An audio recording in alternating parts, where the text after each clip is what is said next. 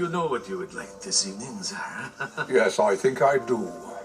After reading a lot of overheated puffery about your new cook, you know what I'm craving? A little perspective. That's it. I'd like some fresh, clear, well-seasoned perspective. Coming up, some fresh, well-seasoned perspective on the Pixar film Ratatouille.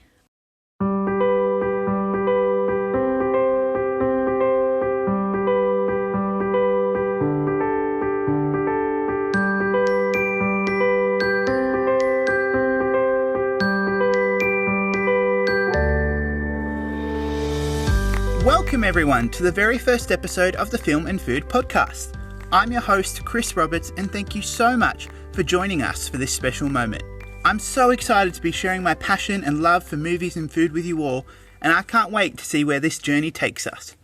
This week's episode is what we call a film and food review, and let me quickly explain what that means. We review a film for both its culinary and cinematic quality, and we do this in 3 different segments. First, we look at the menu, giving an intro and some initial thoughts about the movie we're reviewing. Then it's time to dine. We dive into the meat of the film, as it were, and give you our in-depth review. This works in 3 different segments. First, we start with our highlights, then we give you our favourite film moments, and then we give you our favourite food moments. Before, finally, it's time to give our compliments to the chef. This is where we give our concluding thoughts and ratings. But wait, there's more. Every film and food review, we give you a recipe inspired by that film to try at home. Each recipe has been tested and tried by me at home. In every film and food review, I will be joined by a guest, and this episode we have my lovely wife Bethany joining us to share her insights. Listen to our conversation as we discuss Beth's contribution to the film and food review. More giving me the food side of the film rather than the film side, is that right? That's right. Kitchen inspiration. I'll be the Colette to your linguine. So, this is our film and food review of the Pixar film Ratatouille. Let's look at the menu. Released in 2007, Ratatouille is the 8th film from Pixar Studios, written and directed by Brad Bird. You may also know Brad Bird from his work on The Iron Giant, in The Incredibles, Mission Impossible Ghost Protocol, and The Incredibles 2. Ratatouille could be considered the starting point for Pixar's golden age of films. In 4 successive years, they released 4 critical and commercial successes: Ratatouille, Wall-E, Up, and Toy Story 3. Together they were nominated for a total of 21 Oscar nominations, including 2 Best Picture nominations for Up and Toy Story 3, respectively. The point I'm trying to make is that Ratatouille is at the high point of Pixar's creative and storytelling powers. And isn't Ratatouille a story? The plot is as follows. An optimistic rat named Remy loves to cook and loves all things human despite the lack of understanding and opposition from his family. A series of events leads Remy to a unique partnership with a young garbage boy in his favourite Paris restaurant, where Remy follows his dreams of becoming a gourmet chef. It's safe to say that Pixar Studios holds a special place in my heart as a movie lover. It seems like that all throughout my life they've released powerful, stirring, emotional and provocative movies that have impacted me at the very stage of life that I was in. And I'm sure that's the case for people the world over as they've enjoyed these special works of art. One of the very first movies that I have very fond memories of and very vivid memories, and something that sparked my love of film, was Pixar's 2003 film Finding Nemo. I was 8 years old and my dad absolutely loved animated movies and was so excited to share with me this underwater world. I must say, I was hooked as soon as I saw that amazing trailer. I loved Finding Nemo so much that I kept the ticket stub from that film for over 3 years after I watched it. And every time I revisit Finding Nemo and hear the opening score by Thomas Newman and see the sunlight filtering through the beautiful, colourful coral reef, I'm taken back to fond, nostalgic memories of my childhood. Finding Nemo wasn't the only movie that impacted me. I've grown up with Woody and Buzz in all 4 of the Toy Story movies that have impacted me in different ways at different stages of my life as I've grown up into adulthood. And quite recently, another one of Pixar's films that has absolutely floored me was Inside Out. When I saw this film, I had just moved out of home a week ago and was desperately homesick, lonely and sad. And so I related incredibly to Riley, the main character, who is moved out of home across the country away from her friends. And I was a sobbing mess as I learnt with the rest of the people watching that film that sadness is a necessary part of life. So even with my special love for Pixar, the film Ratatouille has been quite underrated in my life. I barely remember watching it when it came out in the theatres. My wife Beth, however, has a more vivid and somewhat more disturbing remembrance of the first time that she watched Ratatouille. I remembered was that when I first watched it, it was at an outdoor cinema in Broome and we were in deck chairs and it was a balmy evening, and just as the sun was setting and making silhouettes, rats ran across the wall that bounded the outdoor cinema. And I also remember laughing a lot and really enjoying the movie, but I'd forgotten all of the plot and lots of those cute moments, so I really enjoyed rewatching. Well, I sincerely hope that you don't have to deal with any rats as you listen to this podcast. Now that we've set the scene and looked at the menu, we're going to move in to It's Time to Dine, the meat and bones of our review. But before we do that, I have to warn you that this next part coming is full of spoilers. We're going to do a deep dive into all the themes and our favourite moments, so if you don't want to be spoiled, if you haven't seen this movie in a while, or you just want to not be spoiled, then please go watch Ratatouille. It's an amazing movie. Come back and listen to us and join us again. Or if you don't mind being spoiled, we're about to dive in to the rest of the review. It's time to dine. So, welcome to the review. As I was saying before, Ratatouille is a highly underrated film in my Pixar love, despite having a treasured memory with the studio as a whole. However, after watching this film again, Ratatouille has quickly and rapidly shot up my Pixar filmography list and is in at least the top 5 Pixar films that I've ever seen.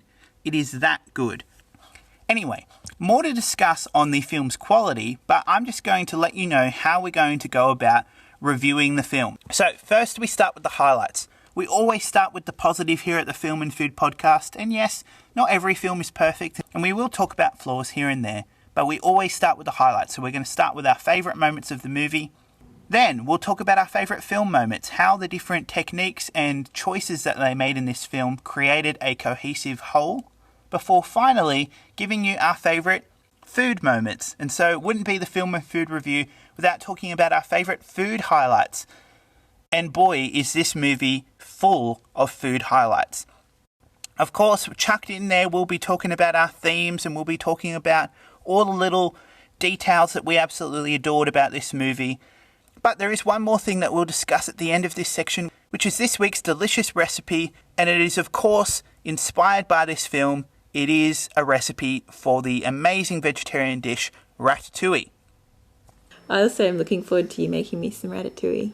Yeah, that is a big part of this podcast, is making a recipe inspired by the movie we just watched. And so how can you not make ratatouille?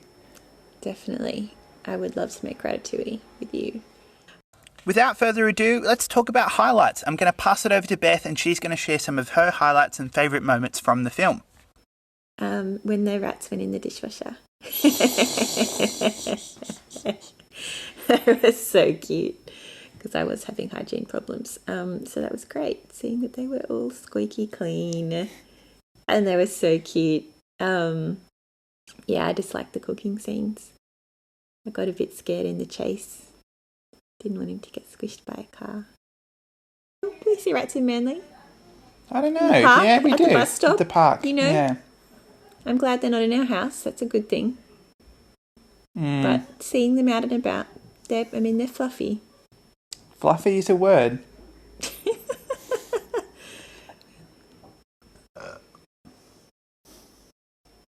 What did you think, babe? Yeah, I think it's a great movie. It's really lovely. Really lovely. Has a great message. Anyone can cook. Do something. To take a risk and be creative. Don't be too much of a critic all the time. Remember your family. Remember your family. What does that mean to you, Bethy? Love my family, and they're always cooking up yummy stuff, and now we cook yummy stuff in our own home. Yeah, it's great. Nice traditions. Lovely traditions. Wow, talk about someone with great taste. I also agree with all of Beth's highlights, and frankly, this movie is more highlights than lowlights in my opinion. I have absolutely so many highlights from this movie that I want to talk about. Seriously, rats in a dishwasher has to be one of the most unique and cute experiences I've ever had watching a film. One of my highlights is the scenes with Remy and Linguini cooking together. It's a very funny and somewhat believable way that Remy controls Linguini using the tufts of hair sitting in his chef's hat, but we get some absolutely hilarious moments of physical comedy. First, when we see Remy and Linguini learning how to cook together in Remy's apartment. That scene is both charming and hilarious as they form their relationship together, learn how to work together, but also make a bunch of hilarious mistakes that all chefs in the kitchen can relate to. We also get the amazing first scene of Remy and Linguini cooking together for the first time in Chef Gusteau's kitchen, and just watching Linguini be pulled about to find all sorts of ingredients is one of the funniest moments of the movie, and definitely a highlight for me. Another one of my highlights is when Colette teaches Linguini about cooking in a restaurant. This includes one scene where Colette chastises Linguini for having a messy station as he cooks. This prompted a discussion between Beth and I about whether we were messy chefs or clean chefs. Am I a clean chef or a messy chef? Messy or clean? I'm definitely messy. You're probably I'm probably messy too. Well, at least we could be messy We together. can be messy together. We clean up after. Yeah. Eat first.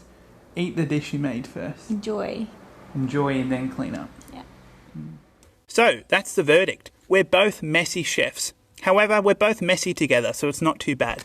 So, are you a messy chef or a clean chef? I must say the benefits of being a messy chef are that you can just cook and create without having to worry about cleaning, then you can just clean it up all after.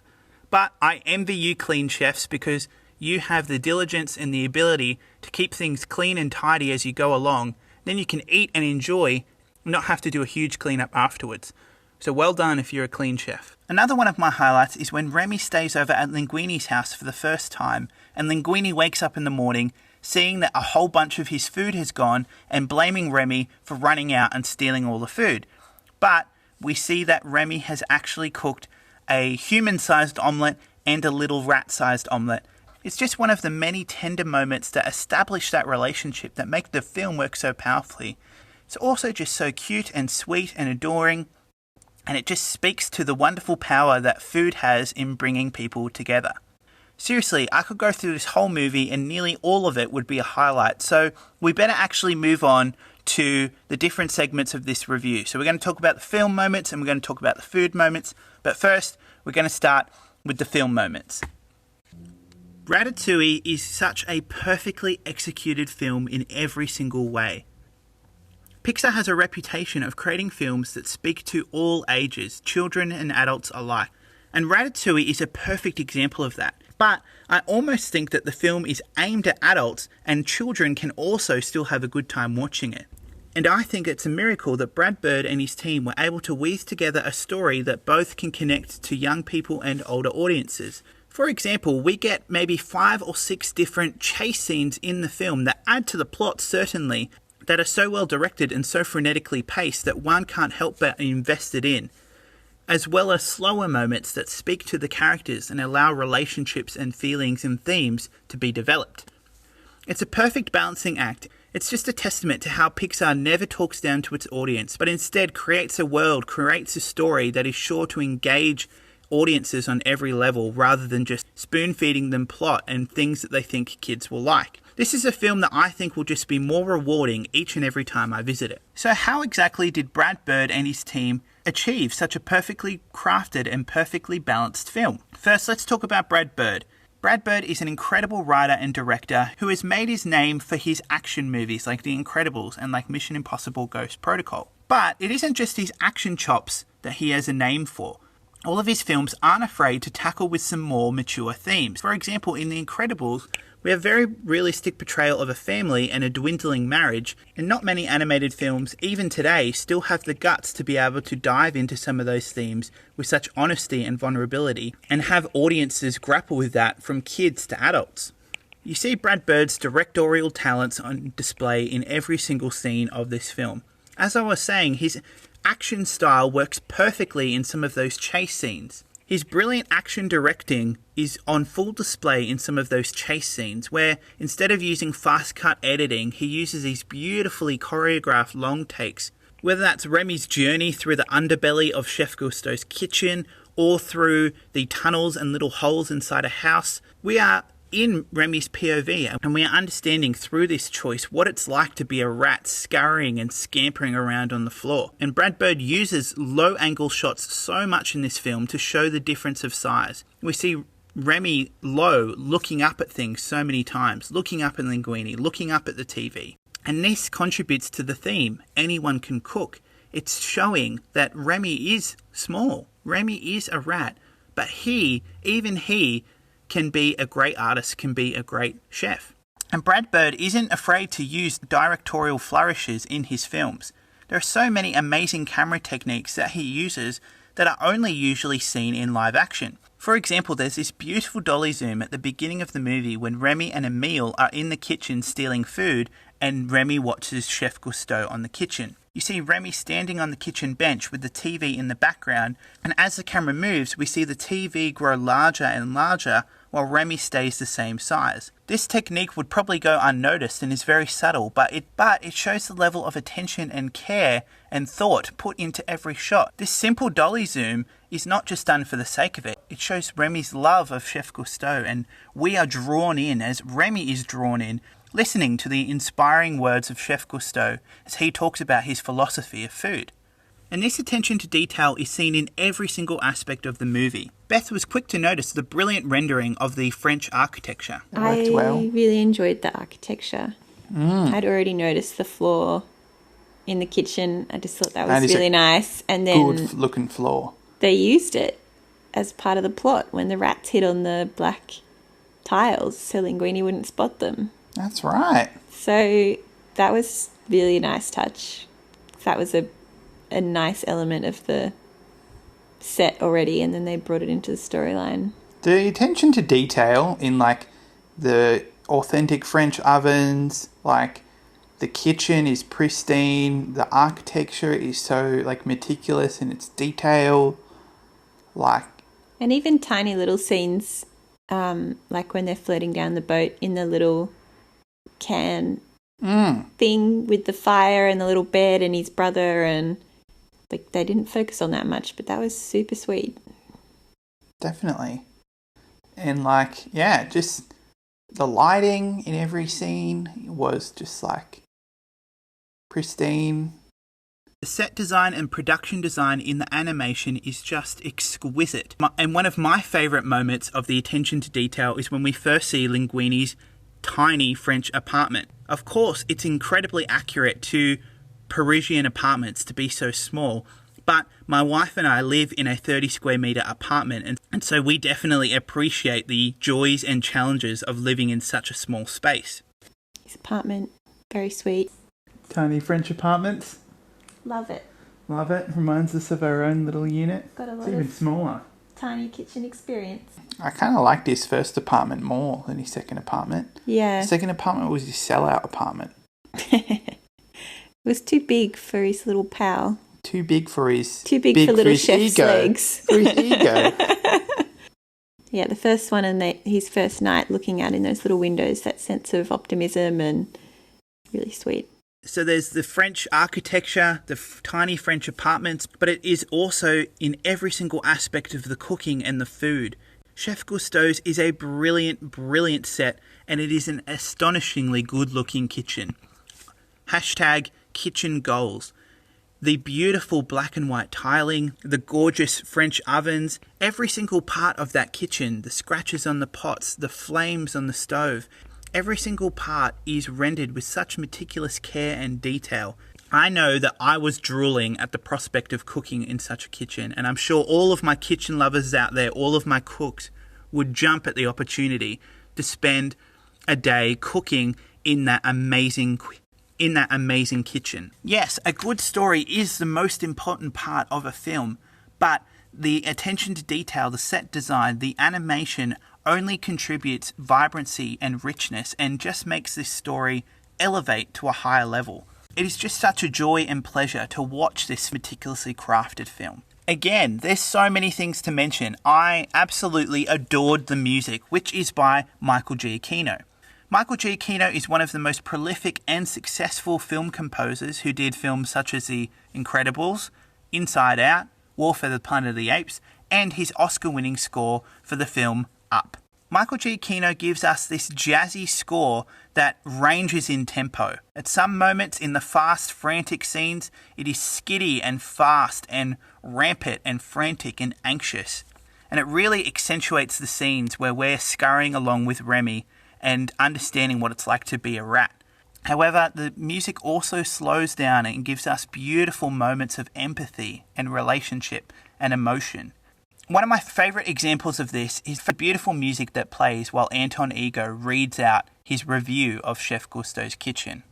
I could just keep on going about the amazing technical elements of this movie, even the editing. This movie is nearly 2 hours long, but it flies by with such a crisp pace, and it beautifully balances the quieter moments with the higher paced moments. And this all has to do with some really good editing choices. And I have to share one of my favourite little editing moments. It's a beautiful transition from the kitchen of Gusteau's into the office of Anton Ego. So keep your eye on that if you want to watch it again. Another incredible aspect of this movie that is so perfectly done is the voice acting. I personally think that this is one of Pixar's best voice acted movies. The only other movie I think that even comes close is 2015's Inside Out. The casting of each character is so perfect that you can't even imagine anybody else playing those characters. Comedian Patton Oswalt plays Remy with such enthusiasm, vigour, joy and passion that the audience just can't help but be swept up into Remy's passion and enthusiasm and love and optimism for cooking. If the audience doesn't buy Remy's enthusiasm and passion for cooking, the film falls flat on its face, and so Patton Oswalt just does a brilliant job here. Another MVP of this film's voice cast is the legendary Peter O'Toole, who plays the critic Anton Ego. The character design of Anton Ego in the first place is intimidating. He almost looks like a vampire, and in fact his office floor is in the shape of a coffin. Peter O'Toole brings a level of intimidation, menace and snobbishness into every single word that comes out of Anton Ego's mouth. Just like Jeremy Irons was perfectly cast for Scar in the movie The Lion King, I can't just imagine any other voice doing the job as well as Peter O'Toole voices Anton Ego. The rest of the characters in this film are also perfectly voice acted, and they bring a wonderful vibrancy to the rest of the film. Characters like Colette, who teaches Linguini how to cook and is the love interest in the movie, and also the rest of the chefs in Gusteau's kitchen. Each one has their own individual voice and character, and just add this beautiful richness and variety in character to the kitchen. For some reason, there seems to be a belief that animation is of its own genre, or that animation is only for kids. And I know Brad Bird is firmly against this belief. Animation is not its own genre, it is an art form, and Brad Bird fully utilises it. In reality, 95% of animated movies do not have the same level of attention to detail, the same flair in its editing and direction, or even the ability to grapple a story with this many complex themes. And for that reason, this film is a gem. Ratatouille is a gem of the animation genre and a perfect example of how a filmmaking team working together with the same vision creates a beautiful piece of art. I pass it over to Beth to share some of her favourite film moments. Just beautiful, really, really charming. A charming movie. Charming movie. Great facial expressions. Yep. Great characters. That's just classic Pixar for you, making them endearing. They do really like halfway through the movie, you just forget that you're watching a rat that's making a human cook. Like, it turns this ludicrous situation, like it sucks you right in, doesn't it? And you're quite happy at the end to see them in their own little mini restaurant. That is a really good quality of Pixar. They do just take you out of reality. Mm. I want to know what's for dessert. What's for dessert? Surprise me. And now it's time to talk about the food. And my goodness, what food there is in this movie. I think you can understand the reason why I chose this as the first movie that we'll review in the Film and Food podcast. Every single frame of this movie is filled with mouth-watering, tantalisingly good food. As I was saying, the attention to detail in the French architecture and the kitchen does not end on physical things, but it also goes to the food as well. You want to eat every single piece of food in this film. There are so many beautiful little moments and there are so many powerful, impactful food moments that are critical to the story and convey the themes of this film. Well, where do we begin with the food in this movie? I think we should start at Anton Ego's food memory at the end of the movie. We first meet Anton Ego at the beginning of the movie, and we see him criticising Chef Cousteau's motto, anyone can cook. We then learn that Anton Ego's bad review of Chef Cousteau's restaurant caused him to go into such sadness that he passed away. Then we don't hear of Anton Ego again for at least another 45 minutes, when word comes to him that Chef Cousteau's has returned back to the culinary world with this new chef, Linguini. He is prompted to review the film again, saying that he has to have the last word. He interrupts Linguini's press conference to let him know that he'd been playing against the rules. He'd been reaching such success and love and playing the game without having an opponent. So then we have Anton Ego enter Chef Cousteau's restaurant at a very pivotal time. Everything had been a mess at Chef Cousteau's kitchen. Linguini had revealed to his chefs that it was in fact Remy, a rat, that was controlling him and helping him cook. Every single one of his chefs had walked out the door on that very fateful night, and only Colette had returned to help him. And you have a full kitchen full of Remy's family cooking the food as Linguini rolls around on his skates being the waiter. And the time comes for Remy to choose the meal that would blow Anton Ego's mind. And he chooses Ratatouille. And this choice of Ratatouille perfectly encapsulates the movie's themes. And so, Ratatouille is cooked, and Ratatouille is served to Anton Ego, who, pen in hand, takes the first bite. Then, the moment. Anton Ego is whisked back into his childhood as he remembers he's crying because his new bike is broken, and he goes into his mother's kitchen where he's served a beautiful bowl of ratatouille and is reminded by his mother's comforting food that everything was going to be okay. Then he's whisked back into the restaurant. We see a beautiful large smile emerge on his face. We see colour return to his cheeks.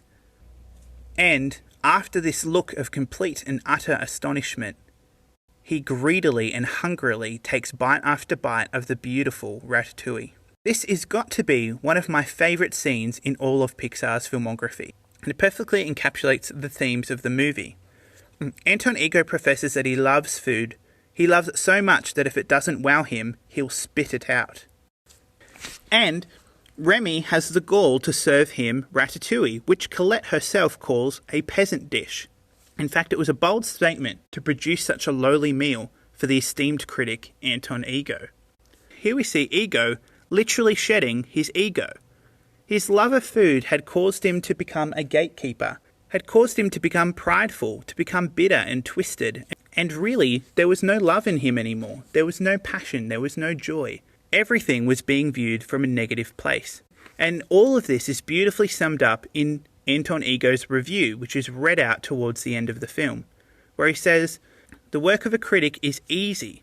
We thrive on negative criticism, and it's easy to write, and audiences love to read it.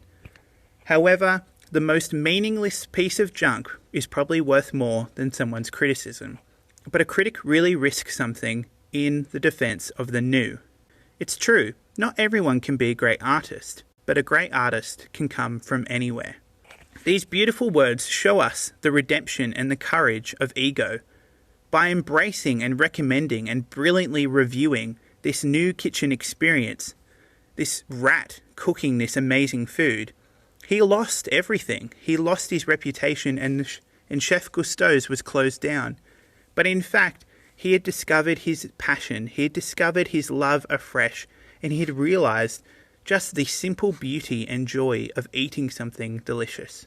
I asked Beth if she had ever experienced a food memory like this. Can we just talk about that for a second? The food memory. All right, well, shout out to Whole Grain Bakery in Waverley. Sebastian, incredible chef. The first time I bit into his strawberry tart and just tasted the creaminess, the vanilla, the strawberries, everything, just instant food flashback to sitting outside the Pompidou in Paris, just biting into a pastry, and I was back there. And I wasn't expecting to go back there either. I wasn't thinking of it. I just bit into it and it happened. So they weren't exaggerating with the Ratatouille scene. That is probably, like, obviously it is the climax of the movie, but, like, what a scene. What a scene. It's true to life. Do you have nostalgic foods? Do I have nostalgic foods? Like, can it be nostalgic for, like, 4 months ago? Sure. Like, whenever I taste the sauce we make, whenever we make sweet potato gnocchi, like tomato, onion, basil, whenever I eat that, I like food memory back to when we were in the markets, like buying all that food and cooking it for the first time. That good garlic. That's a good day. That was good a great ingredients. day. Great ingredients. Yum. Yum. Well, if you're listening to this podcast, we give you permission to go pause the podcast, go and make something delicious, and come back and listen because you're probably very hungry. Cook while you listen. Cook while you listen. That's true too. Definitely do that. Or while you wash up. There are still plenty more amazing food moments to come out of this movie. There's a scene where Remy is watching Linguini put all sorts of things into this soup, completely ruining it. And Remy's first motive is to escape, but as he skitters to go out the window, he can't help but smell the amazing ingredients and start to cook. This is just a scene of pure food delight. Every single person who loves to cook, I'm sure, has experienced the joy of just adding ingredients, inhaling the aroma, and seeing what they can do to bring as much goodness and pure taste out of every dish that they have created. This little montage of Remy adding ingredient after ingredient, inhaling the aroma, tasting to see if he can improve it any more, is just one of the best scenes of the movie. And it is quite a small scene, but it speaks to the power of Chef Gusteau's motto. Anyone can cook, and that cooking should be this joyous moment. We hear Chef Gusteau say that there is colour and life all around you. You just have to stop to notice. So many of us cook just to eat, or cook distracted. But Chef Gusteau is saying, can we stop and experience the pure joy? Taste the flavours like Remy does. And speaking of tasting the flavours, when Remy tastes food, the visual representation of the different tastes of the cheese and the strawberry through the colours bursting on the screen and the different music is one of the most beautiful ways I've ever seen taste put onto screen. Taste is such a hard thing to objectively talk about, and the beautiful animation and colours and the different types of music, absolutely incredibly, better than I've ever seen it before, captures the joy of tasting something so vivid and vibrant, and the even greater joy of combining two ingredients together. We have the scenes with Colette teaching Linguini about how good bread is like a symphony of crackle and how to bribe a grower just so that you get the best produce. You have the cute little moments where Linguini makes Remy a beautiful cheese plate. And you have the even funnier moment when Emile eats all of the grapes and spits them all out at Linguini when he falls to the floor. And then there's the little scene at the beginning where Remy experiences pure joy at finding a mushroom. You see him go about finding the best ingredients and cooking it on the rooftop and to finally be zapped by lightning. I could keep going on and on about each and every mouth-watering moment of this film, but it's safe to say that this is a pure, undeniable example of a film and food movie. It is a food lover's delight, and if you aren't walking away feeling inspired to eat or to cook something beautiful, then I don't know what movie you're watching. Before we move on to our recipe, I just want to touch on the themes again. This movie tackles a whole bunch of complex themes, even the beautiful way that it talks about family. Remy has a passion and a love his family don't understand. His dad Django has a different belief about food. He says food is fuel. If you spend too long worrying about the details, you're not going to be able to eat. His understanding of food is more about survival. Just eat what you need to eat so that you can survive. Remy's views on food are so much more different. If he wants to eat, if he wants to steal, why can't they eat the good stuff? And we see this family dynamic play out over and over throughout the movie. Halfway through the movie, Django takes Remy into France to show him all of these rats stuck in traps and all of the different poisons that humans use to kill rats. He uses this to show Remy that humans and rats will never cooperate. They will never be on the same page, and that humans will always want to kill rats. Remy is obviously disturbed by this, but he says a beautiful thing. He doesn't let this disturbing moment break his optimism or his willingness to believe that things can change. He says, nature is change. And Remy still walks away believing that his actions can bring about change in the world. And this is where him and his dad have fundamentally different beliefs. Django believes that the world is set in its way and there's nothing you can do about it, while Remy believes that there can be change and that you have the ability to bring something good and beautiful into the world. And we see Django at the end of the movie, while still not fully understanding Remy's passion, at least understands and respects it because he sees how much it means to Remy. And we don't see Remy run away from his family or give up on his family during the movie. Remy still loves and supports his family, even though they don't understand his passions or his loves. And I think this is a beautiful thing to say about family. If we have family that don't understand who we are, or to struggle to relate to us about our passions or the things we believe, don't give up on them. But instead, how can you continue to support and love your family while still holding on to those beliefs that you believe in?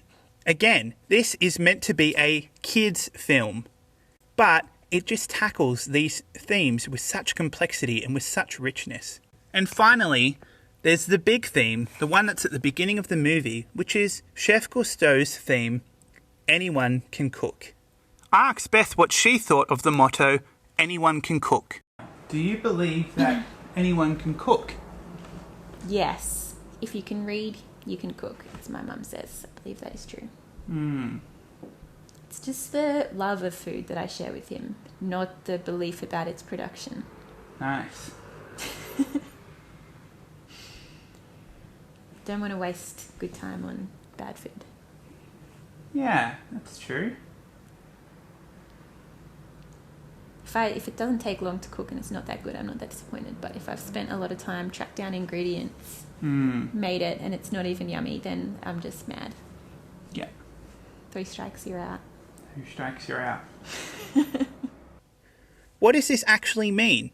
Of course, Anton Ego has his opinion on what this means. Not everyone can be a great artist, but a great artist can come from anywhere. You see, anyone can cook something simple or cook something average, but it takes that attention to detail, that commitment, that love and that passion to create something truly beautiful. And this is a powerful theme as we see Remy is a rat.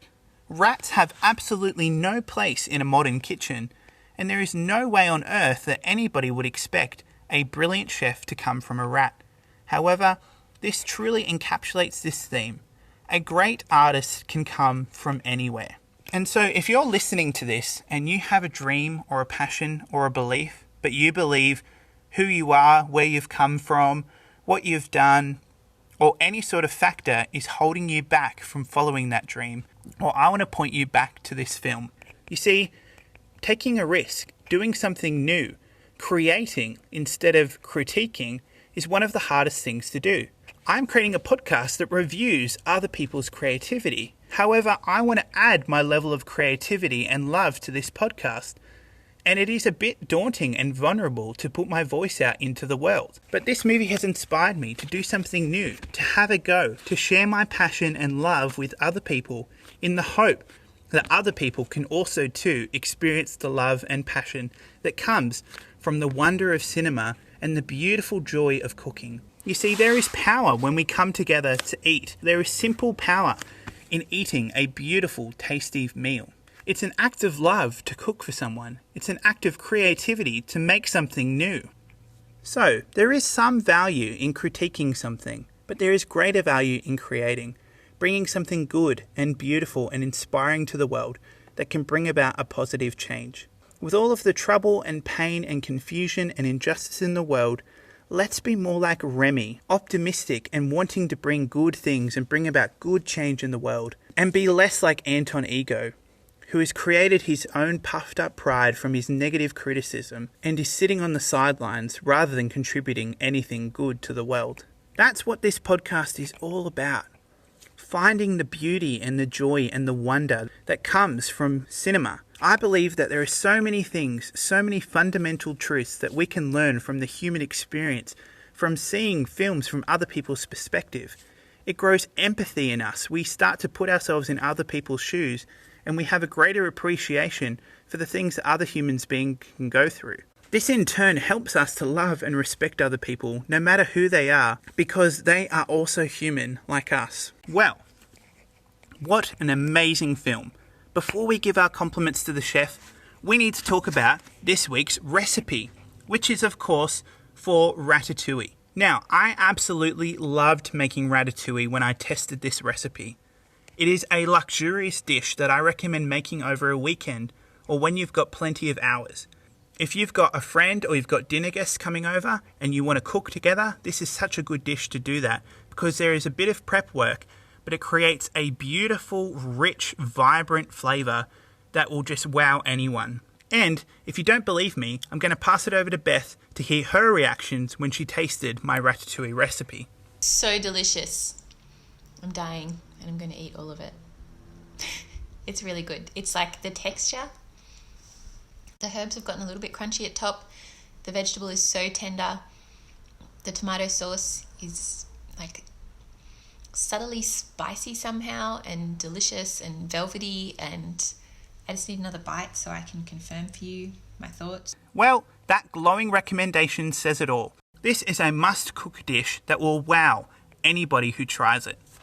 You can find a printable recipe in the show notes of this week's episode on our website, www.filmandfoodpodcast.com, as well as on our Facebook, Twitter and Instagram. But don't just make the dish, let us know about it. We want to see pictures, we want to hear thoughts, be a part of the conversation. Please email us at fans@filmandfoodpodcast.com. That's fans@filmandfoodpodcast.com. Or get in touch over social media on Facebook, Instagram, Twitter. Join the conversation, show us your photos. Let us know how you went with this recipe, join the community, and enjoy cooking this week. Okay, now it's time to give our compliments to the chef. Ratatouille is easily one of the best films of 2007 and a shining light in Pixar's filmography. But what do Beth and I think about it? This section is where we give our final ratings and reviews, and I'm going to let you know quickly how this works. It is the Film and Food podcast, so we actually give 2 ratings for a movie. We have a food rating and a film rating. The food rating is where we give a score out of 10 for the quality of food in the film.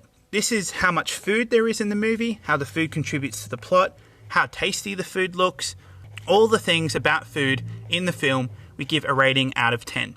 Then we also give the film a rating out of 10. So how does this film work as a whole? How do the techniques work? How does it explore its themes? How well is it executed? How does it make us feel? We give a rating out of 10. So, without further said, I'm going to pass it over to Beth to share her ratings. What would you give the movie out of 10 for its food quality? 10. I was quite hungry watching it. A 10. I started looking at recipes while we were watching. Wow. That's a review and a half. It's making me quite hungry. And I want to taste those sauces. And as a movie, as a film, rated out of 10. I'll give it 9 out of 10 minus 1 star for when I was quite scared. No, I probably won't have a nightmare, so 10. Wow. 2 10s for the first ever movie that we've reviewed on Film and Food. What are your review? What are your ratings? What are my ratings? I'm going to think about it a little bit more. A wise move. But I doubt I would be much far away from your scores. I was very satisfied. I stopped knitting. Hear that? I stopped knitting. Stopped knitting. It's just enjoying it. It's great. Well, I have had some time to think, and I've only fallen more in love with this amazing film every single day since I've watched it. It is beautifully constructed, beautifully executed, and has a beautiful, inspiring message. My food rating for Ratatouille is also a 10 out of 10. This is the pinnacle example of food in a film. Every single scene has mouth-watering food. The food contributes to the plot. There's so much of it. It looks incredibly tasty. This is an undeniable 10 out of 10. And for Ratatouille's film rating, I also give a 10 out of 10. I think this is a beautifully made, beautifully constructed, beautifully balanced film that I will want to repeat and watch over and over and over again. I really don't have many flaws, and I just absolutely loved every single minute of this film. So, if you're doing the math at home, you would have realised that Beth and I scored this movie a perfect 40 out of 40. And I don't think that's an unwarranted rating. In the Film and Food podcast, Ratatouille will stand as a shining light, a pinnacle of quality to what a film and food movie really is. It's an amazing film, it has amazing food, and it is just what we want to see on this podcast.